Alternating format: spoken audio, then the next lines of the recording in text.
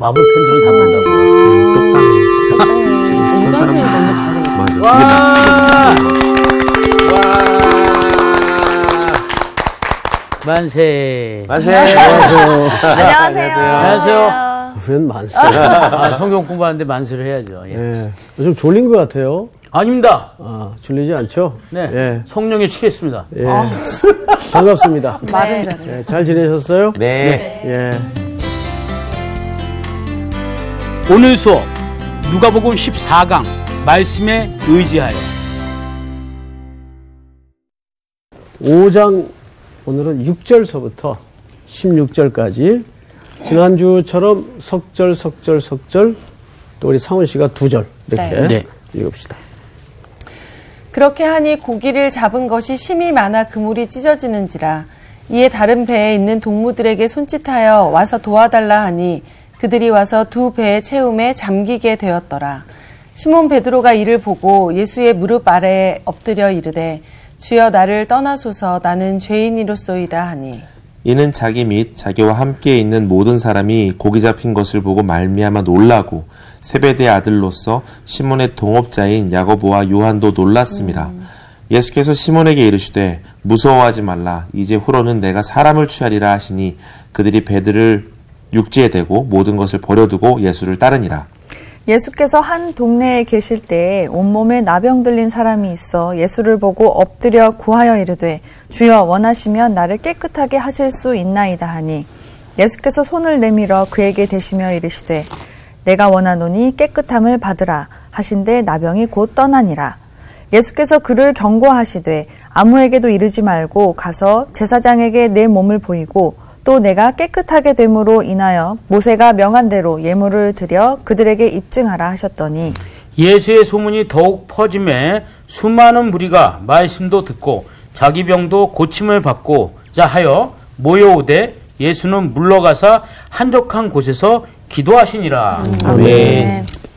자, 오늘은 지난주 스토리와 좀 이렇게 연결고리를 갖고 있습니다. 그래서 지난주 이야기를 좀 마저 하고 오늘 이야기로 넘어갔으면 좋겠어요. 네. 누가복음 5장에서 베드로는 처음 소명을 받은 게 아니죠. 마태복음 4장과 요한복음 1장에 확인한 바와 같이 그때 한번 따라 나섭니다. 부르실 때.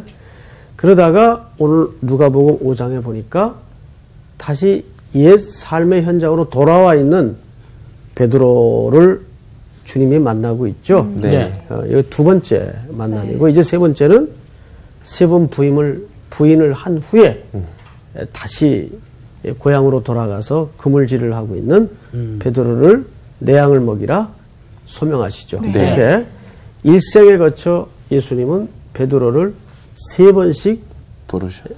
추적자로 끈질기게 그를 붙잡으십니다. 정말 약속대로 장차 게바라 하리라. 네.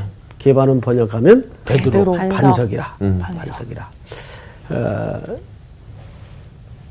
아무리 우리가 음부의 자리를 펼지라도 주님은 우리를 추적하십니다.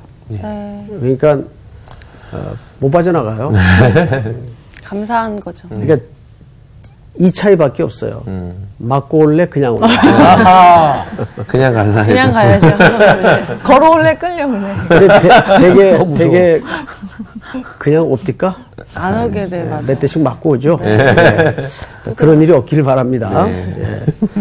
자, 그런데 이제 오늘 3절을 보시면 네. 예수께서 한 배 오르시니 그 배는 시몬의 배라. 육지에서 조금 떼기를 청하시고 앉으사 배에서 무리를 가르치더니 그리고는 말씀을 마치시고 시몬에게 이르시되 깊은 데로 가서 그물을 내려 고기를 잡으라. 시몬이 대답합니다. 5절을 광호 학생이 한번 다시 읽어볼까요? 네.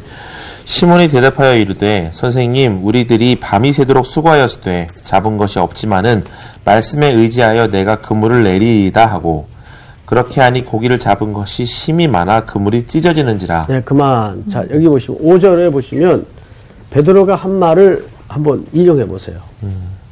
말씀에 뭐예요? 의지하여. 의지하여 어떻게 한다고요? 그물을 내리리이다. 내리리이다. 그물을 던지리라. 내리리이다. 내리리이다. 맞죠? 내리리이다. 말씀에 의지하여 그물을 내리리이다. 이렇게 돼 있어요. 자, 이제 이 말을 우리가 조금 다시 한번 객관적으로 살펴보십시다. 수혜 학생, 네. 저 말이 어떤 느낌을 받으세요? 나는 예를 들면 그물을 왜 내리라고 그러니까 방금 고기 잡고 왔잖아요. 지금 고기가 없겠지만 하라고 하시니까 일단 하겠습니다. 뭐 하라고 하니까 하겠다. 이게 전 느낌이 순종의 느낌이 아닌 것 같아요. 그래요? 예. 어떤 느낌? 그러니까 만약에 진짜 순종이었으면 이런 말도 안 하고 던지죠. 네. 이렇게 하면. 그러니까 내가 고생했어요. 근데 그냥 말씀하시니까 내가 한번 해볼게요. 좀 불편. 이런 느낌일 것 같은 생각이 든다 이거. 나는 오히려 안 잡혔잖아요. 하나도 안 잡혔잖아요. 그러니까, 근데 삶이 너무 힘든데 그렇게 말씀하시니까 그 말씀이라도 붙들고 내리겠습니다. 약간 그것도 그런 괜찮다. 느낌. 자, 이 말씀에 의지하여 라는 말은 굉장히 중요한 순종같이 느껴지죠.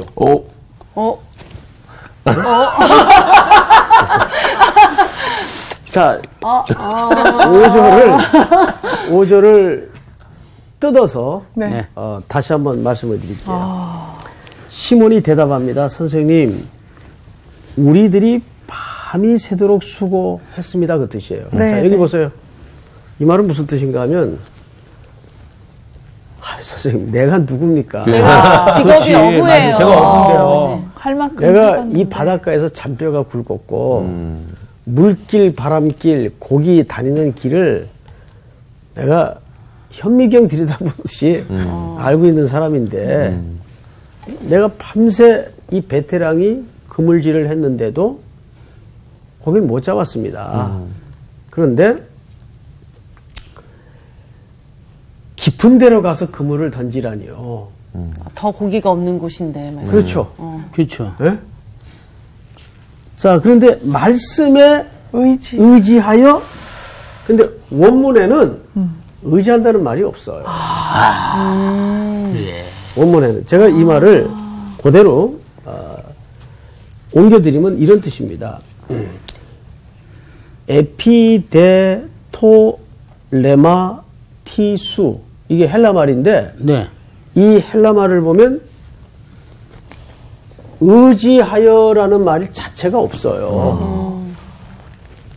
근데 이게 좀 의역이 됐습니다. 근데 의역이 조금 섣불리 돼가지고 마치 저게 순종하는 것처럼. 철저히 순종하는 것처럼 뉘앙스가 돼버렸어요.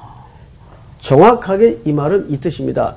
내가 이 말씀에 의지해서 순종해서 그물을 내리겠다는 말이 아니에요.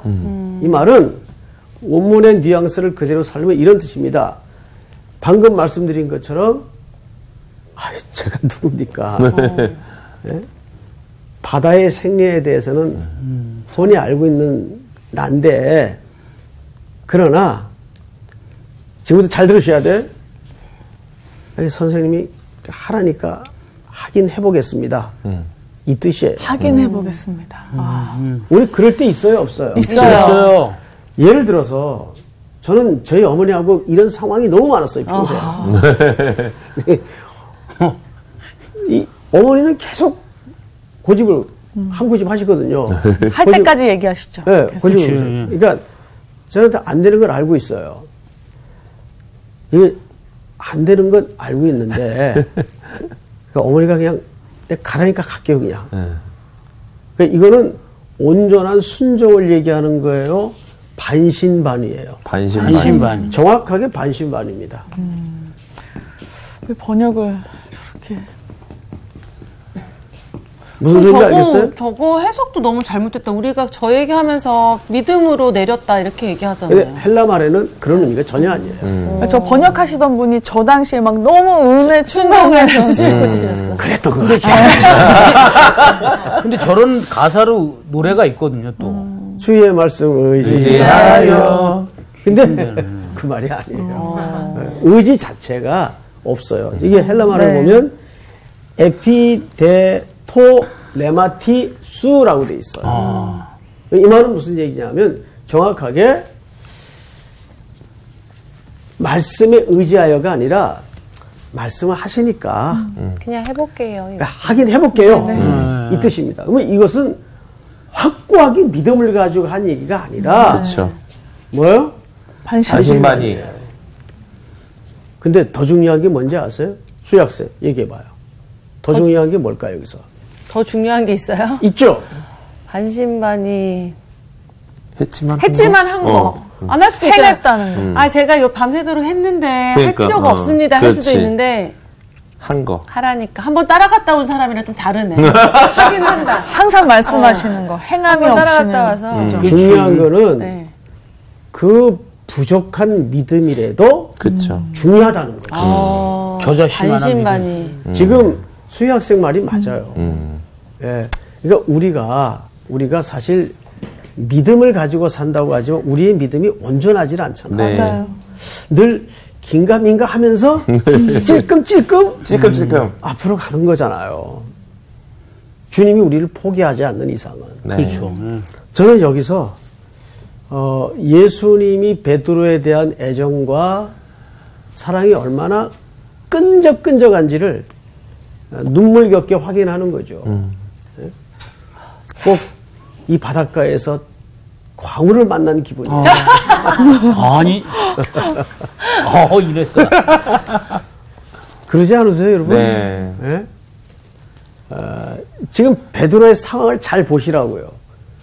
한번 따라 나섰다가 무슨 사정인지 모르겠는데 다시 돌아왔어요. 이런저런 사정 때문에 다시 돌아와 있어요. 근데 수학생이 얘기한 것처럼 한 번은 따라 나섰던 사람이에요. 뭐가 꽂혔길래 따라 나섰겠지? 그냥 뭐 진짜 뭐 아무것도 없는데 그냥 따라 나선 건 아닐 거란 말이에요. 그렇죠. 예. 근데 그분이 또 찾아오신 거예요. 바닷가까지. 그런데 그분이 깊은 데로 가서 그물을 내려라. 자, 그럼 여기 또 하나 비밀이 있어. 아이고. 이 성경을 우리가 이렇게 묵상을 하다 보면 참 놀라워요. 그러면 광학생, 네. 내가 여기서 또 하나 비밀이 있다는 말이 무슨 얘기야? 엄청난 얘기가 아니고 네. 상식선에서 한번 생각을 해봐요. 네. 자, 지금 이 정황을 예수님 여기서 말씀을 지금 가르치고 있어요. 네. 그러면 그 한켠에서 그 주님이 선포하시는 말씀, 가르치는 말씀을 참 겸연쩍기도 하고 죄송했을 것 같아요. 그렇죠. 이게 뭔가 하기도 하고 슬슬 눈치 보면서 이렇게. 예, 미안하기도 하고 네.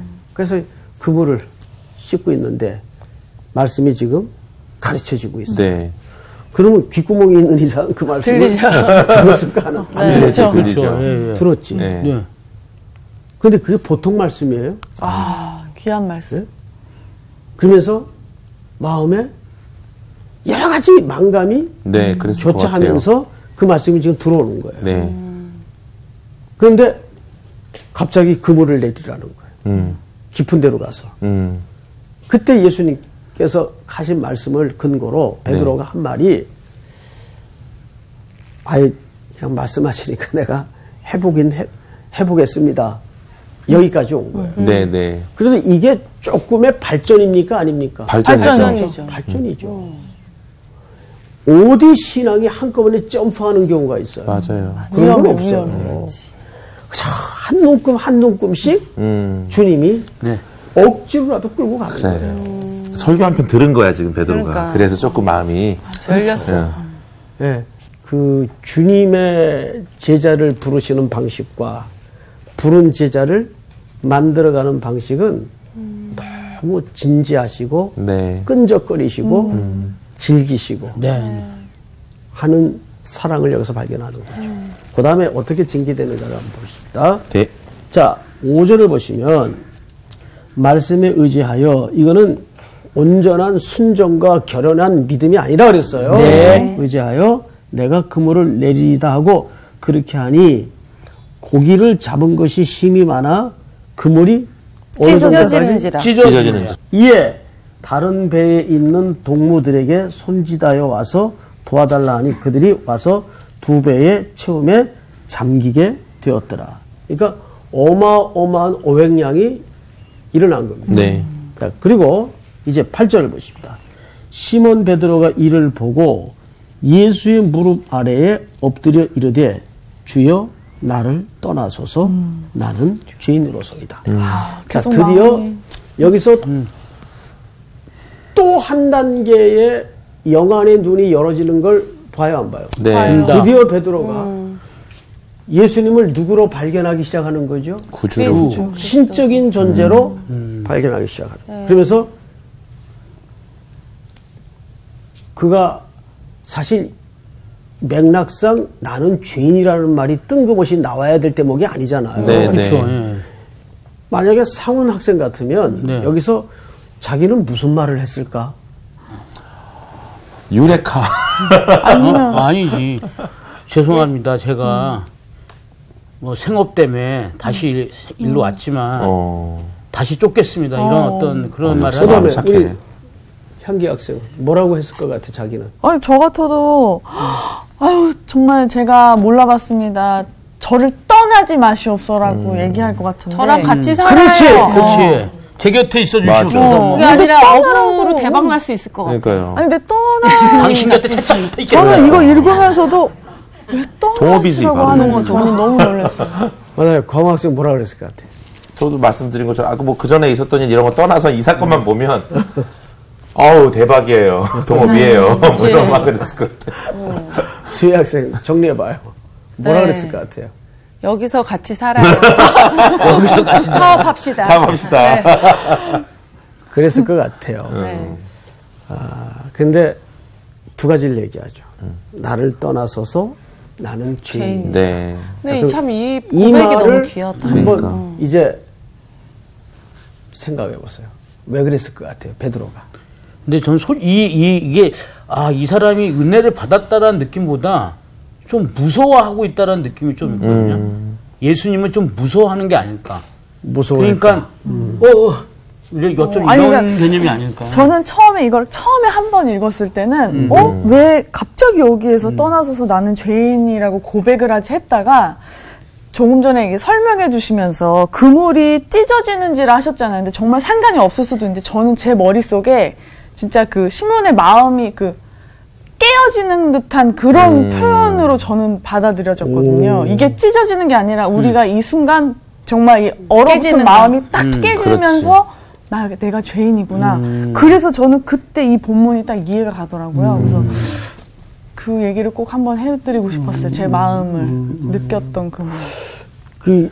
참 하나님 은혜를 주시는 방법이 오묘해요. 달라요. 야, 그 그물 찢어지는 게 내 마음이 찢어지는, 내 마음이 그렇게 부서지고 무너지는 경험.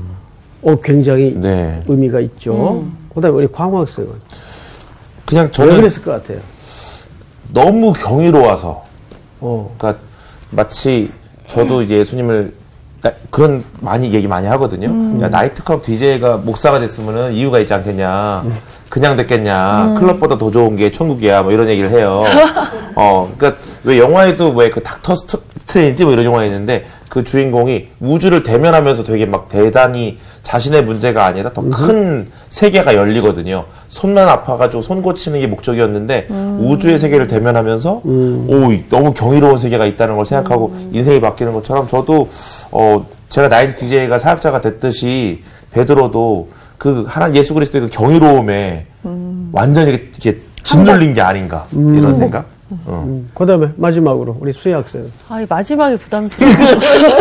근데 저는 그냥 단순하게 베드로가 야고보 얘기 듣고 메시아야 이렇게 해서 그러면은 나는 예수님을 따라 살 거야 하고 갔다가 돌아왔는데 예수님이 예고도 없이 찾아오신 거잖아요.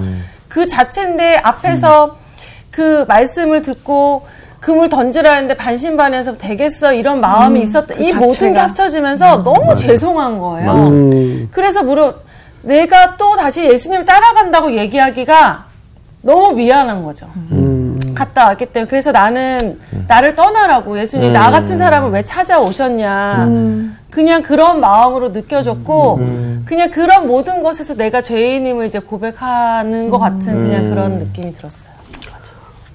이제 수의학생의 이야기를 정리해 보면 네. 참 인간적으로 굉장히 맞는 얘기예요. 그런데 사실 이 베드로의 두 가지 차원의 고백은 첫째는 나는 죄인입니다. 두 번째는 나를 떠나소서.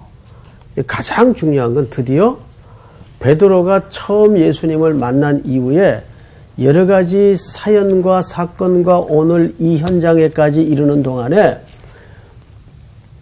믿음이 조금씩 열리는 거예요. 그러다가 이 사건을 결정적인 계기로 어떻게 하든 신적인 존재로 눈이 열어진 거예요. 아, 이분이 하나님의 아들이시구나.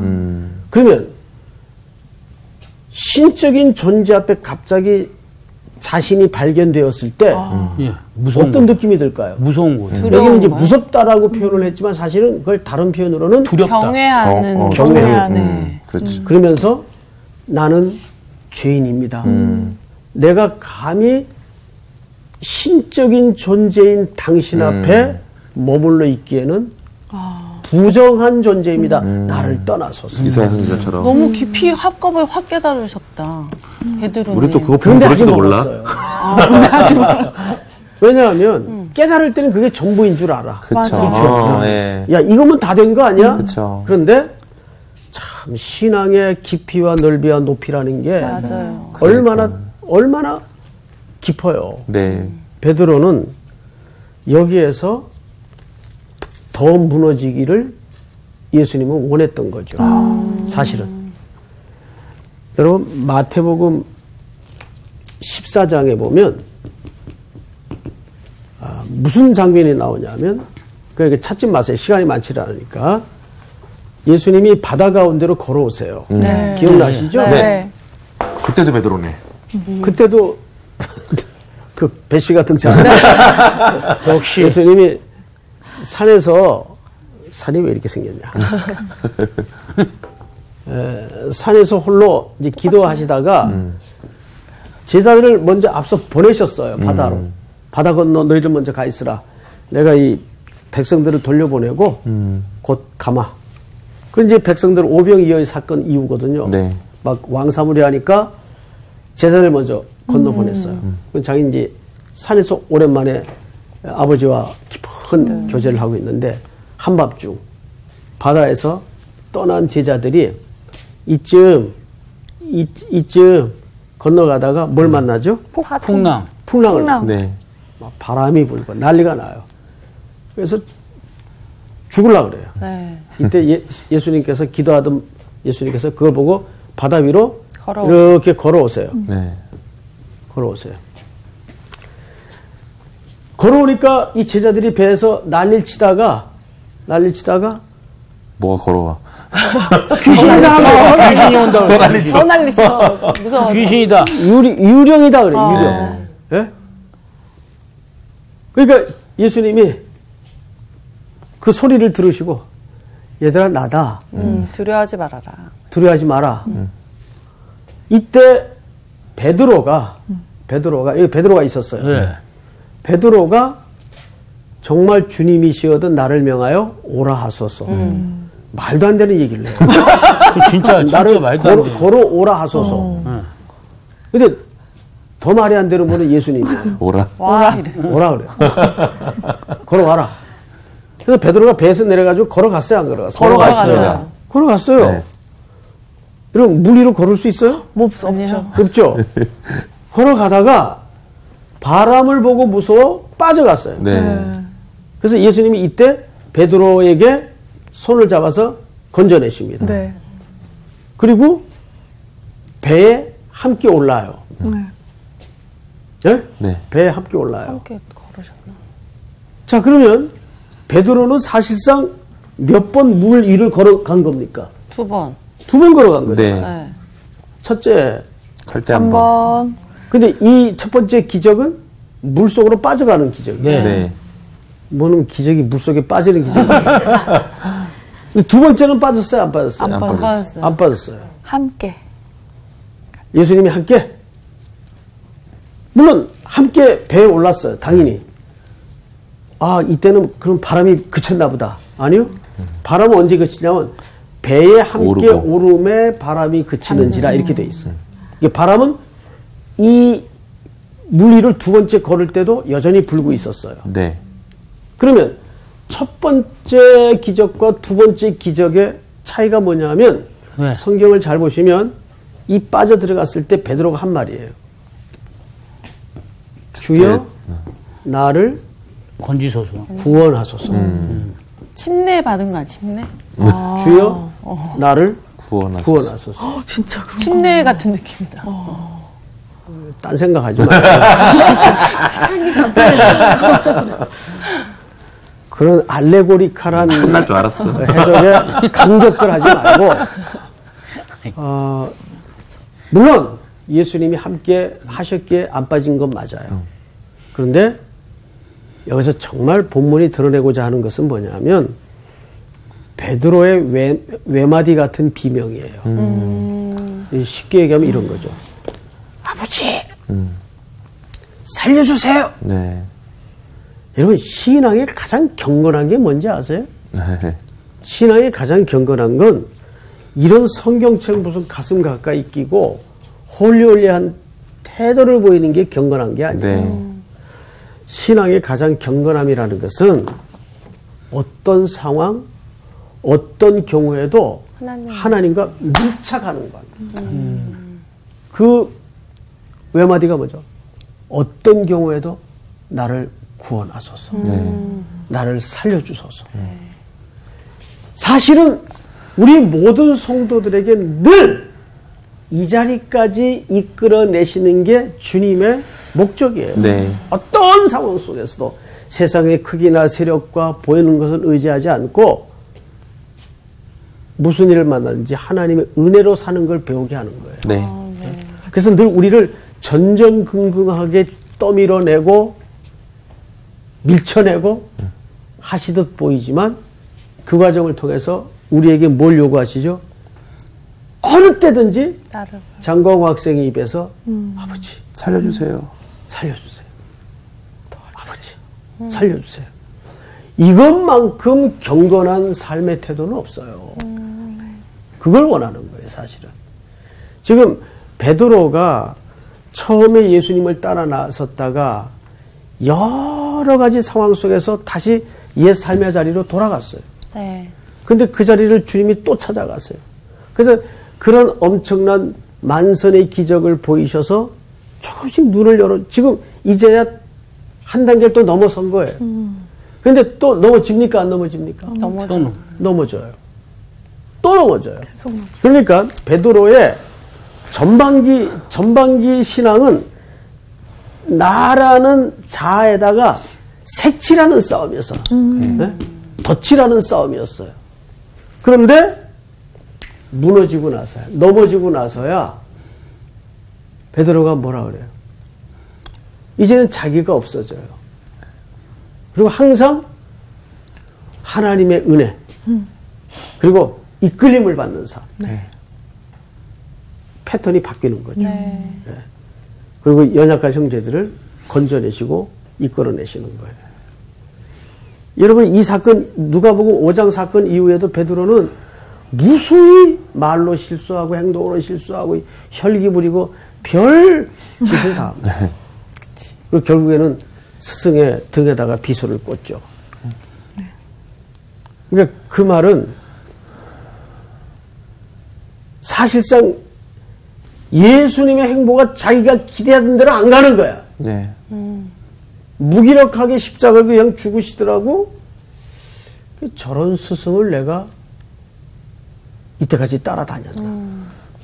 그러니까 여러분 성경을 보시면 예수님의 부활을 목격하고도 제자들이 떠났어요. 다 떠나요. 성경을 잘 보세요. 네. 왜 그랬는가 하면 예수님이 이 땅에 오신 목적과 십자가에 죽으신 사건의 의미가 열어지지 않았기 때문에 그래요. 맞아요. 부활한들 그렇게 십자가에 무기력하게 죽으시는 분이라면 우리가 또 따라 나선들 무슨 희망이 있겠는가. 그래서 예수님의 부활을 보고도 경험하고도 다 떠나요. 그러다가 언제 뒤집어집니까? 다락방 오순절 성령 사건. 그분이 구약에 예언한 메시아이시며 네. 그 메시아가 바로 십자가에 죽어야 우리에게 온전한 구원이 있다는 것을 주님이 이 땅에 오신 참 목적이 열어질 때 드디어 제자들은 눈이 열어지는 거예요. 네.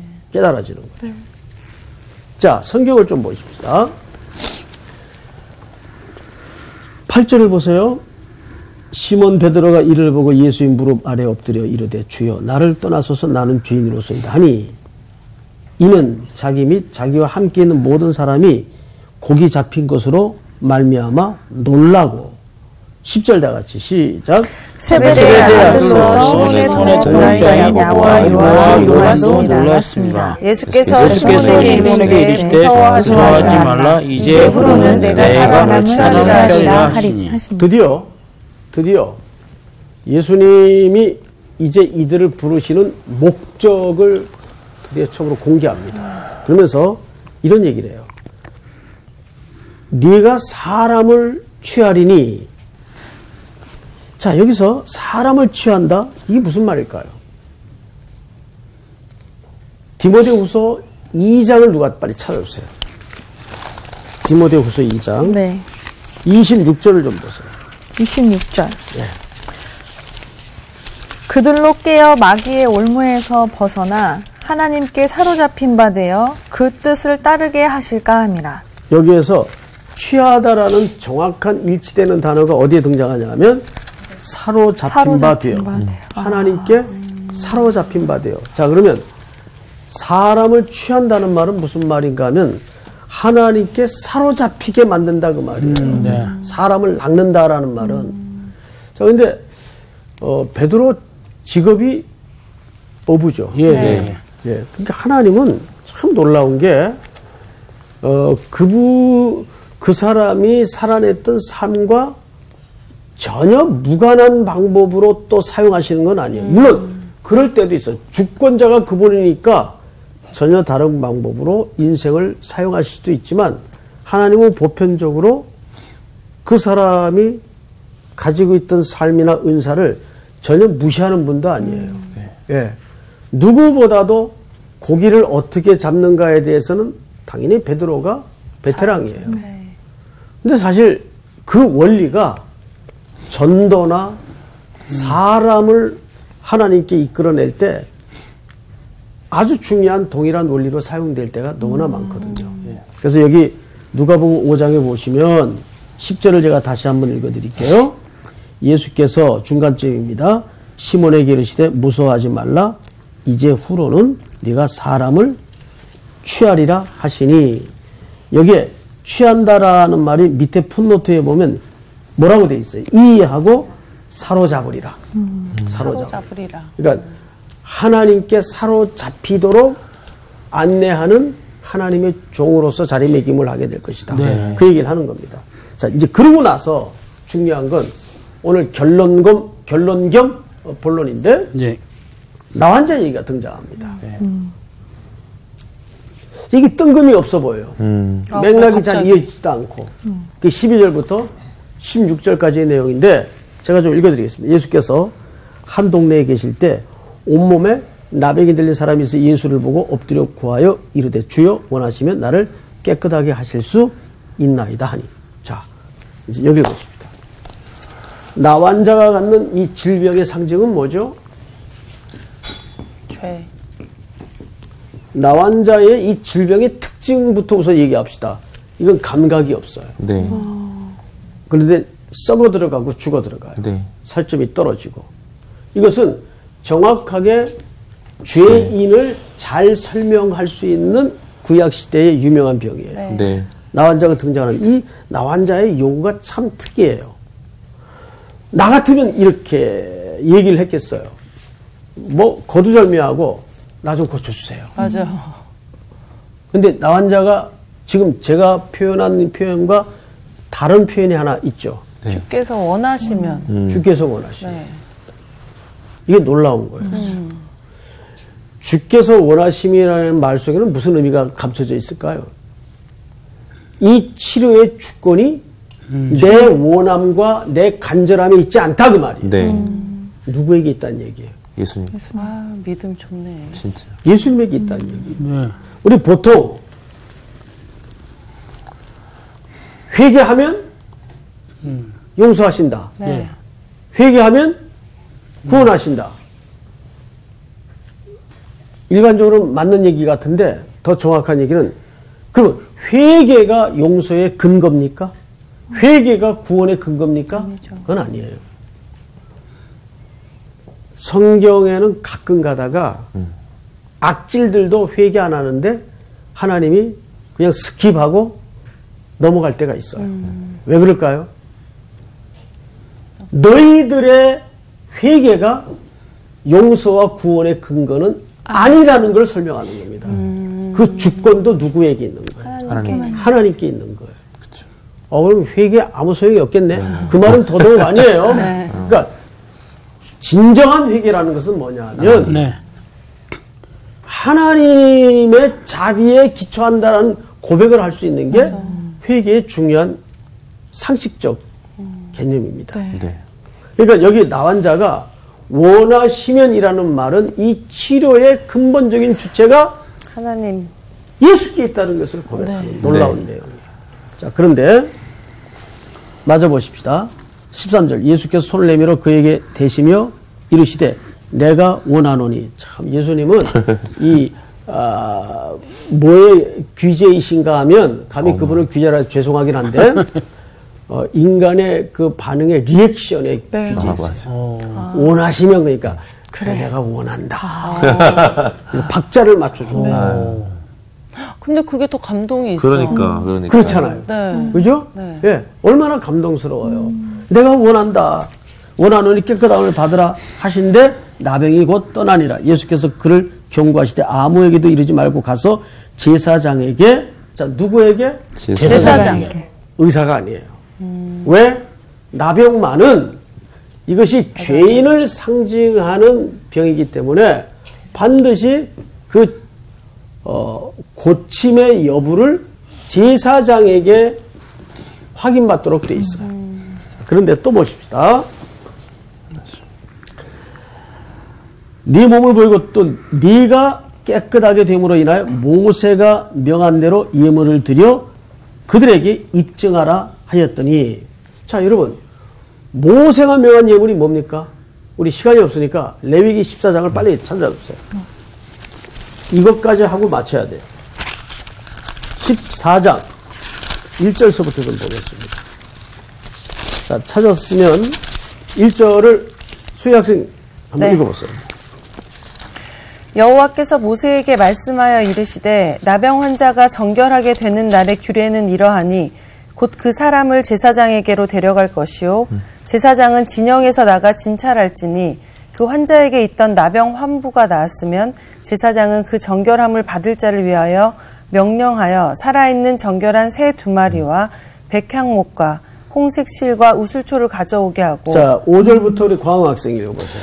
제사장은 또 명령하여 그 새 하나는 흐르는 물 위 질그릇 안에 잡게 하고 다른 새는 산채로 가져다가 백향목과 홍색실과 우슬초와 함께 가져다가 흐르는 물 위에서 잡은 새의 피를 찍어 나병에서 정결함을 받을 자에게 7번 뿌려 정하다 하고 그 살아있는 새는 들에 놓을지며 정결함을 받은 자는 그의 옷을 빨고 모든 털을 밀고 물로 몸을 씻을 것이라.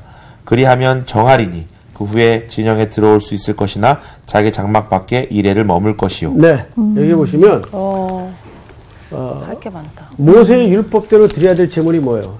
새 2마리예요. 네. 새 2마리인데 하나는 잡고 네. 하나는 하나는 살고. 놔줘요. 네.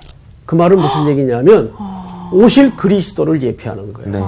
즉 정결한 예수 그리스도께서 똑같은 인간의 몸을 입으시고 오셔서 그분의 죽으신 보혈의 피로 네. 우리가 자유함을 얻는 거예요. 새 한 마리는 놔주죠. 네. 네. 한 새는 희생이 돼요. 네. 근데 이 두 새는 똑같은 모양이에요. 네. 예수님이 우리의 육신의 모습을 똑같이 입으시고 오신다는 거예요. 네. 그러니까 여기 왜 뜬금없는 것처럼 나병 환자의 스토리가 등장하냐 하면 사람을 취하리라는 말은 바로 그 복음을 얘기하는 거예요. 네. 예수께서 왜 이 땅에 오셨는가? 우리를 그렇게 살리시고 대신 우리에게 생명의 자유를 주시고 그분은 죽기 위해서 오셨다 그 말이에요. 네. 그게 뭐예요? 이제 이 제자들이 이 땅에 증거해야 될 피 묻은 복음의 실체입니다. 네. 이해가 돼요? 네. 끝. 오늘 스토리. 아이고. 감사합니다. 감사합니다.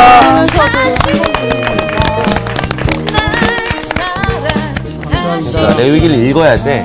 지나치면 안 되고. 아니 읽어도 이렇게 연결해서 맞아. 생각 그래서 제사장 저기 이거 할 때는 요런 게 필요하구나라고 생각했지. 맞아. 이게 또 그러니까. 그리스도의 사건과 연결이 이렇게 또 이래서 송태근 그거 하는 거야. 그럼. 한 번 더 해야지. 이래서 성서학당 하는 거야. 이번 주 퀴즈입니다. 엘리야와 바알과 아세라의 선지자 850명이 대결한 산은 어디일까요? 1. 호렙산 2. 헤르몬산 3. 갈멜산 정답을 아시는 분은 CBS 성서학당 홈페이지에 정답을 올려주시거나 우편으로 보내주시면 됩니다.